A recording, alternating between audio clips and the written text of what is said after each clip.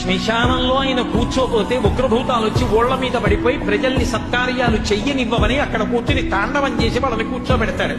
పార్వతీదేవి అడిగింది మహాభారతం అనుశాసనిక పర్వంలో, శుభ్రమైన కైలాసం ఉండగా, ఇంత ఐశ్వర్యం ఉండగా, చింతామణి గృహం ఉండగా శ్మశానంలో ఎందుకుంటున్నారని అడిగింది.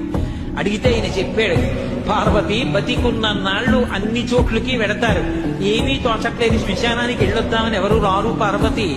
నేనంతవాణ్ణంటాడు, పొడుగ్గా ఉన్నానంటాడు, తెల్లగా ఉన్నానంటాడు, పండితుణ్ణంటాడు, పద్యాలు నాకు నోటికొచ్చంటాడు, ఉపన్యాసం చెప్పగలనంటాడు, నాకు పాటలొచ్చంటాడు, నేను నాట్యం చేస్తానంటాడు, నేను అధికారినంటాడు, నా దగ్గర డబ్బుందంటాడు, నేను పాట పాడగలనంటాడు. ఇన్ని ఉన్నాయనుకున్న వాడిలోంచి ఊపిరి బయటికి వెళ్ళిపోయిన తరువాత వాడిని తీసుకెళ్లి 4 కొత్త కర్రల మీద పడుకోబెట్టి చాప చుట్టి తాడు కట్టి పైన నూలుబట్ట కప్పి తీసుకొచ్చి అన్నీ తీసేసి కర్రల మీద పడుకోబెట్టి కాల్చేస్తుంటే జీవుడు లేచి నిలబడి